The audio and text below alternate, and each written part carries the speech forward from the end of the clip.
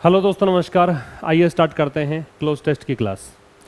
पहले मैं 2 cloze test करवा चुका हूं। ये जो नई सीरीज़ हमने स्टार्ट की है, और इसमें 1 और 2 जो क्लोज टेस्ट हो चुके हैं वो आप जाके देखिए। एक प्लेलिस्ट बना हुआ है क्लोज टेस्ट के नाम से, वहां पर जाकर आप देख सकते हैं। क्लोज टेस्ट नंबर 3 आज हम डिस्कस करेंगे। सबसे पहले मैं आपको टाइम दे रहा हूँ कि इसको आप खुद से सोल्व करके देखिए, उसके बाद हम इसकी चर्चा करते हैं। देखो, सबसे पहली चीज़, अगर आप नए विद्यार्थी हैं, पहली बार देख रहे हैं कि क्लोज टेस्ट कैसे सोल्व करना चाहिए, तो आपको ये पता होना चाहिए कि जो 4 ऑप्शंस आपके सामने हैं उनका मीनिंग क्या है। आपको ये पता होना चाहिए कि दिए गए जो सेंटेंस हैं या पैराग्राफ है उसका ट्रांसलेशन क्या है। आप अंग्रेज़ी माध्यम से हैं तो ट्रांसलेशन में जाने की ज़रूरत नहीं है, आप समझ जाओगे पढ़ने के दौरान ही। आप हिंदी माध्यम से तो आपको पता होना चाहिए क्या लिखा हुआ है। ग्रामर भी लगेगी, वोकैबुलरी भी लगानी है, और कॉम्प्रिहेंड करने की आपकी क्षमता भी यहाँ पे काम आएंगी।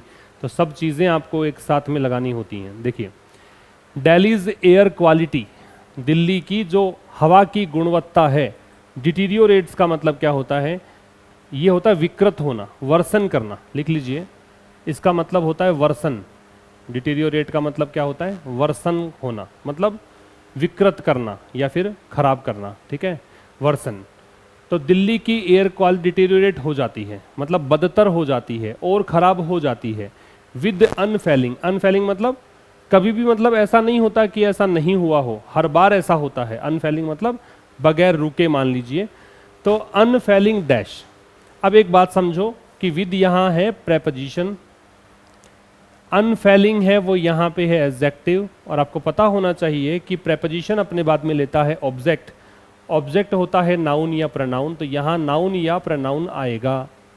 आपके पास जो ऑप्शंस हैं उनमें प्रनाउन तो खैर है ही नहीं, तो आपके पास जो भी ऑप्शन होगा वो क्या आएगा साहब? नाउन आना चाहिए। अब थोड़ा सा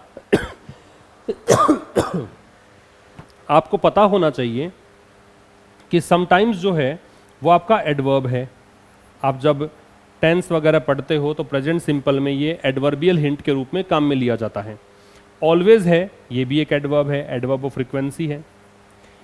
रेगुलर है, ये एडजेक्टिव है, इसके बाद नाउन लगता है। रेगुलरिटी है वो नाउन है।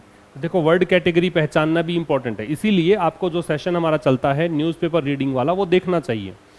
उसी से आपको ये चीज़ समझ में आती है कि नाउन क्या है, प्रोनाउन क्या है, एडजेक्टिव क्या है, ये सब बातें पता लगती हैं। तो यहाँ पे आपका जो आंसर है दोस्तों वो क्या आएगा? नाउन आना चाहिए। तो यहाँ आएगा रेगुलरिटी। तो पहले प्रश्न का आंसर हमने निकाल लिया है। ठीक है, कैसे निकाला? विद प्रेपोजिशन हुआ, प्रेपोजिशन के बाद ऑब्जेक्ट नाउन या प्रोनाउन होता है, नाउन लगाएंगे, रेगुलरिटी आएगा, प्रोनाउन इसमें है नहीं। तो क्या मतलब हुआ इसका? इसका मतलब हुआ कि दिल्ली की जो हवा की गुणवत्ता है वो डिटीरियोरेट होती है, विकृत हो जाती है, खराब हो जाती है, बदतर हो जाती है। और at this time of the year, मतलब साल के इस समय, कोई भी वर्ष ले लीजिए, जो ये हाल फिलहाल का दौर है, जब भी ये पैसेज लिखा गया था उस समय की बात, कि जो ये दौर है, इस समय का जो दौर है, उसमें हमेशा ही ऐसा देखने को आता है। कभी भी ऐसा होता नहीं है कि हाँ इस बार तो ठीक है, क्वालिटी खराब नहीं हुई एयर क्वालिटी, ऐसा कभी नहीं देखने में आता। तो यहाँ आएगा रेगुलरिटी। ठीक है, पहले का आंसर कर दीजिएगा regularity. With large suedes, suedes का मतलब होता है पार्ट्स, स्वेद का मतलब है एक भाग कह सकते हो, बड़े बड़े भाग जो होते हैं उसको बोलते हैं स्वेद। तो with large swathes of north India in the grip, grip का मतलब कंट्रोल में, पकड़ में, जकड़न में। सफोकेटिंग का मतलब होता है दम घोट देने वाली, दम घोटने वाली, चोकिंग कह सकते हो। क्या कह सकते हो सफोकेटिंग को? चोकिंग। स्मोक का मतलब क्या है? स्मोक का मतलब होता है स्मोक प्लस फोग, कि धुआं भी हो और कोहरा भी हो, इसे कहते हैं मिलाकर smoke. Smoke plus fog equals to क्या होता है? स्मोक। तो कह रहा है कि साल के इस समय हर बार एयर क्वालिटी खराब हो जाती है, एक नियमितता के साथ खराब हो जाती है, और बड़ा जो हिस्सा है नॉर्थ इंडिया का, उत्तरी भारत का, वो एक दम घोटने वाली स्मोक की पकड़ में, जकड़न में आ जाता है। लेकिन जो स्टेट गवर्नमेंट्स है, राज्य सरकारें हैं, that can make it easier for millions, वो राज्य सरकारें, कौन सी राज्य सरकारें? वो राज्य सरकारें जो क्या कर सकती है? आसान कर सकती है। किसके लिए? मिलियंस, लाखों लोगों के लिए आसान कर सकती हैं। टू ब्रीथ, ब्रीथ का मतलब होता है सांस लेना, कि जो सरकारें चाहें तो जो लोग इस एयर क्वालिटी के ख़राब होने से बीमार हो जाते हैं या उनको सांस भी नहीं ले पाते हैं, तो वो आसान कर सकते हैं कि वो आसानी से खुले में सांस ले सकें, ठीक है। लेकिन ये सरकारें क्या करती है, do not act with any sense of dash, लेकिन ये सरकारें काम नहीं करती है किसी भी प्रकार के इसके साथ। अब फिर देखो ऑव है वो प्रेपोजिशन है, प्रेपोजिशन के बाद लगेगा नाउन। अब नाउन लगेगा तो बताता हूं, देखो लेड, ये पैनिक जो है ये होता है डर, फियर, नाउन है बिल्कुल। अर्जेंसी, बहुत जरूरत को बोलते हैं अर्जेंसी, अर्जेंट से अर्जेंसी, ये भी नाउन है, बिल्कुल ठीक है। लेड बैक जो है इसका मतलब नोट कर लीजिए, लेड बैक का मतलब होता है रिलैक्स्ड, या कह सकते हो काम, जो एकदम शांत हो, जो एकदम रिलैक्स्ड हो, उसे कहते हैं लेड बैक, एडजेक्टिव है। और एकम्प्लिस्ड भी एडजेक्टिव है, इसका मतलब होता है स्किल्ड, जो एकदम दक्ष हो किसी काम को करने में, जो एक्सपर्ट हो किसी काम को करने में, जो प्रोफिशिएंट हो किसी काम को करने में, उसे बोलते हैं एकम्प्लिस्ड। चारों मीनिंग समझ गए। पैनिक का मतलब डर होता है, अर्जेंसी का मतलब बहुत ज़रूरत को बोलते हैं, लेड बैक का मतलब शांत होता है, रिलैक्स्ड होता है, एकम्प्लिस्ड का मतलब होता है स्किल्ड या एक्सपर्ट, दक्ष हो, प्रोफिशिएंट हो, उसे कहा जाता है। तो राज्य सरकारें जो कि, अब देखो यहाँ से यहाँ तक की जो कहानी है कि राज्य सरकारें कर तो सकती है कि मिलियंस लोगों के लिए ये आसान कर दे कि वो सांस ले पाएँ, लेकिन वो करती नहीं है। क्या नहीं करती? कोई भी एक्ट नहीं करती, कोई भी कदम नहीं उठाती इस सेंस के साथ। किस सेंस का? डर के साथ। ऐसा हो सकता है क्या कि डर काले वाले सेंस के साथ वो कदम नहीं उठाती? बात सीधी सी है कि यहाँ ओ प्रेपोजिशन था, प्रेपोजिशन के बाद में ऑब्जेक्ट लगेगा और ऑब्जेक्ट पैनिक और अर्जेंसी में से ही आएगा, बाकी दो तो एडजेक्टिव है आपके पास, दो को तो सोचना ही क्यों है? आपको सोचना है या तो पैनिक लगाओ या अर्जेंसी लगाओ। तो आप सोचिए क्या लगेगा, पैनिक लगेगा कि अर्जेंसी लगेगा? तो यहाँ पे पैनिक जो शब्द है वो तो आएगा नहीं, क्योंकि डर के सेंस के साथ वो काम नहीं करती है, तो अर्थ निकलेगा नहीं, नेगेटिव हो जाएंगे दोनों ही। इसलिए यहाँ पे आप करोगे क्या? अर्जेंसी के साथ, कि किसी अर्जेंसी से काम नहीं कर सकती है, ये नहीं सोचती है कि ये बहुत ही अर्जेंट काम है, बहुत ज़रूरत है इस चीज़ को करने की, इस सेंस के साथ राज्य सरकारें काम नहीं करती हैं। ये इसका ट्रांसलेशन होगा, राइट। तो ये तो हो गए दो चीज़ों के आपके आंसर्स। अब आप आइए तीसरे पर, आपके सामने है, एक बार मैं स्क्रीन से हटता हूँ, आप खुद करके देखिए तीसरे में क्या आएगा। देखिए, that it has turned into a public health emergency. अब ये चीज़ कि भाई ये जो चीज़ हो रही है, हवा की क्वालिटी ख़राब होती है, तो ये तब्दील हो चुकी है किस में? पब्लिक हेल्थ इमरजेंसी में। मतलब एक प्रकार से ये हेल्थ इमरजेंसी है, एक प्रकार से आपातकाल है, ठीक है। डैश द कैपिटल, कहाँ पर? राजधानी में। दिल्ली की बात है तो राजधानी में ऐसा हो चुका है, तो राजधानी में के अर्थ में आप सोच लो क्या आएगा? इन लगेगा। ये तो ऊपर के लिए आता है, ये अपॉन के अर्थ में आता है, ऑन टू, और अंडर का मतलब नीचे होता है, तो राजधानी में के लिए क्या लगेगा? इन। बहुत ही आसान था। आगे कह रहा है कि जो एयर क्वालिटी इंडेक्स है touching extremely hazardous levels, hazardous का मतलब होता है डेंजरस, हैजर्डस का मतलब क्या होता है? डेंजरस, खतरनाक को बोलते हैं हैजर्डस। कह रहा है कि एयर क्वालिटी जो है, एयर क्वालिटी वाली जो इंडेक्स है, जिस सूची से, जिस लिस्ट से, जिस एक तालिका से आप ये बताते हो कि हाँ एयर क्वालिटी खराब हो चुकी है, उस इंडेक्स की बात करें तो वो इंडेक्स चली गई है कहाँ तक? उन स्तर तक जो कि खतरनाक स्तर हैं, इन सम पार्ट्स, कुछ हिस्सों में, नेसेसिटेटिंग, और ये ज़रूरत नेसेसिटेट कर रही है। नेसेसिटेट क्या होता है? नेसेसिटेट का मतलब होता है टू मेक नेसेसरी।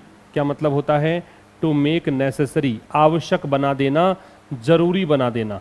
और ये जरूरी बना रहा है क्या? क्लोजर ऑफ प्राइमरी स्कूल की प्राथमिक स्कूलों को बंद किया जाना जरूरी हो गया है। Has further lowered its standing, अब यहाँ से यहाँ तक पूरी जो कहानी बताई है उसके लिए दैट का प्रयोग था, और इस दैट की वर्ब है has further lowered its standing. Its आ रहा है राजधानी के लिए, स्टैंडिंग मतलब पोजीशन, इसने राजधानी की पोजीशन को और थोड़ा नीचे खिसका दिया है, और नीचे कर दिया है ना। जिस भी पोजीशन पर, जिस भी रैंक पर राजधानी चल रही थी उसको और नीचे ला दिया है, ये मतलब है, ठीक है। तो इसमें इन आएगा। अब नंबर 4 और 5 करने हैं आपको, मैं हटता हूं स्क्रीन से, आप खुद करके देखिए।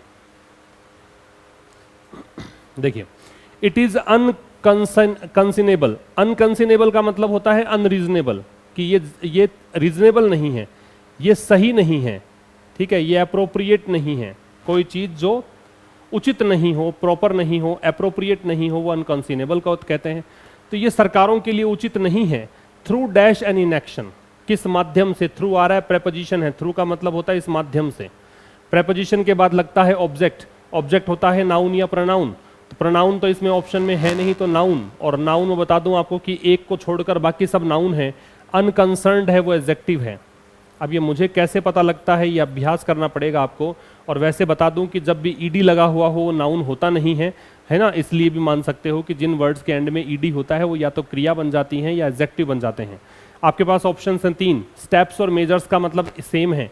स्टेप्स जो हैं वही मेजर्स है, इसका मतलब होता है कदम। स्टेप्स और मेजर्स का मतलब कदम। इनडिफरेंस का मतलब होता है उदासीनता। उदासीनता। एक बात आपको पता होनी चाहिए कि एंड अपने दोनों साइड चीज़ों को सेम लेता है। जो एंड के राइट है वही एंड के लेफ्ट आएगा। चूंकि लेफ्ट तो हमें फिल करना था, तो राइट को देखो, इनएक्शन, निष्क्रियता, नेगेटिव वर्ड है। तो कह रहा है कि ये सरकारों के लिए उचित नहीं है कि वो अपने निष्क्रियता और इससे, है ना, तो कदम से तो होगा नहीं, अपने स्टेप से, अपने मेजर से तो होगा नहीं, इनडिफरेंस से, उदासीनता की, इसको फर्क नहीं पड़ रहा है। जब आपको कोई फर्क नहीं पड़ता है किसी चीज़ को लेकर, तो आप कहलाएंगे कि आप इनडिफरेंट है उस चीज़ को लेकर, ठीक है। तो ये सरकारों के लिए उचित नहीं है कि अपनी निष्क्रियता के चलते या उदासीनता के चलते, तो यहाँ पे आप ऑप्शन कर दीजिए इनडिफरेंस। क्या कर दें, to subject citizens to such toxic air. To subject somebody to something का मतलब होता है किसी को अनुभव कराना। टू मेक समवन एक्सपीरियंस, क्या मतलब है, टू मेक समवन एक्सपीरियंस, किसी को कोई चीज अनुभव कराना, कोई खराब चीज अनुभव कराने को बोलते हैं क्या, सब्जेक्ट टू। कि सरकार के लिए उचित नहीं है कि अपनी निष्क्रियता के चलते, अपने उदासीनता के चलते वो नागरिकों को ऐसी जहरीली हवा के लिए छोड़ दे कि वो जहरीली हवा उन्हें एक्सपीरियंस करनी पड़ रही है। ये सरकारों के लिए उचित नहीं है। और ये उचित नहीं है कि वो एक्सट्रीम सफरिंग, कि बहुत ज़्यादा लोग पीड़ित हों। डैश पीपल विद रेस्पिरेटरी, कौन से लोग, विशेष करके उन लोगों की बात है जिनको सांस संबंधी बीमारियां हैं। एलिमेंट्स का मतलब बीमारी होता है, रेस्पिरेटरी का मतलब सांस संबंधी होता है। And impaired lung in function, lung का मतलब फेफड़े, फंक्शन का मतलब क्रियाशीलता, कार्य। इम्पेयर्ड का मतलब है जो क्षतिग्रस्त है, जो डैमेज्ड हैं, जिनके फेफड़े ढंग से काम नहीं कर रहे हैं, जिनको फेफड़ों की बीमारी है ना, और जिनको सांस संबंधी बीमारी है, उन लोगों को तुम इस प्रकार के सफरिंग के लिए छोड़ देते हो, तो ये सरकारों के लिए उचित नहीं है। तो यहाँ पे चूंकि लोगों की बात है, बहुत सारे लोग हैं, तो उन लोगों के बीच जो लोग ऐसे हैं, तो अमंग आएगा साहब। सिंस तो समय के लिए लगा सकते हो, सिंस जो है वो पॉइंट ऑफ टाइम बताता है, सिंस है वो कंजंक्शन के रूप में क्योंकि का मीनिंग देता है। इन का मतलब में होता है ना। इन तब लगता जब कोई पेरीफेरी होती, कोई परिधि होती, उसके अंदर घिरा हुआ होता, सराउंडेड होता, तब लगता, ठीक है। या किसी शहर गांव में इसमें बात करते तो लगता। तो ये तो कह रहा है कि उन लोगों के बीच वो लोग, मतलब ये सफरिंग के लिए, एक्सट्रीम सफरिंग के लिए कारण बनती है सरकारें। अमंग पीपल, कौन से लोग, वो लोग, बहुत सारे लोग हैं, उन लोगों के बीच कुछ लोग ऐसे हैं जो कि जिनको ये बीमारियां हैं, उन लोगों की बात है, इसलिए अमंग आ रहा है। देयर ऑन का मतलब होता है जिस चीज़ को आपने जिक्र किया है, जिस चीज़ को मेंशन किया है, उसी चीज़ को लेकर हम बात करें तो उसको देयर ऑन बोलते हैं, है ना। On which that we have discussed earlier, किसी ऐसी चीज़ की बात करें जिस पर हमने पहले डिस्कशन किया है। तो ये आपके आंसर्स आएंगे इस क्लोज टेस्ट के। मिलेंगे अब नेक्स्ट सेशन में, तब तक के लिए नमस्कार, थैंक यू वेरी मच।